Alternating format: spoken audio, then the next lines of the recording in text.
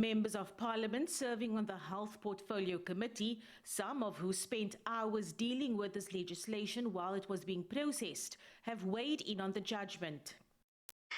The effect of this judgment is that Section 36 to 40 have been severed from the Act, while the remainder of the National Health Act remains valid, intact, and fully operational.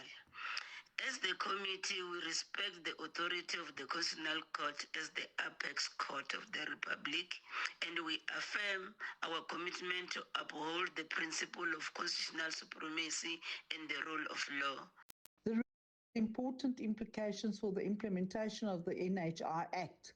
While the NHI Act does not explicitly mention cons, the court case provides a fundamental precedent that goes against one of the key pillars of the NHI, which is to entirely centralize the healthcare and limit medical health practitioners' right to trade.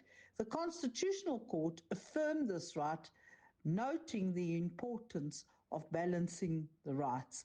The DA will always ensure that every legislation that is written is in line with the law. We respect the judicial institutions. We fundamentally disagree with the outcomes that undermine transformative interventions aimed at correcting historical injustice. The bigger issue here is that this means for ordinary South Africans will still have to travel hundreds of kilometers for all care while quality services remain concentrated in wealthy areas. This judgment is not just a legal matter, it is real consequences for the poor who struggle to access healthcare. This is something that the government of the day must go back to look into and start considering the propositions that we've already given in committees and also in relation to how we've been engaging in relation to furnishing and nourishing the national health insurance.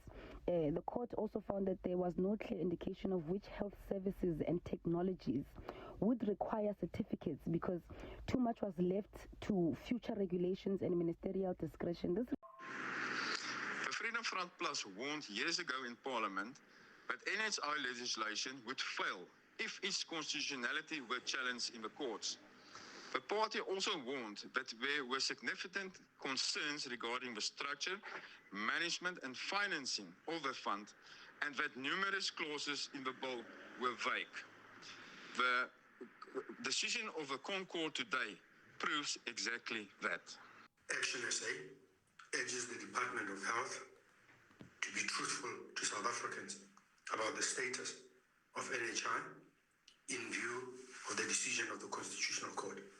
By their own admission, in their own answering affidavits to the Constitutional Court, these sections 36 to 40 were a central pillar of implementation of national health insurance.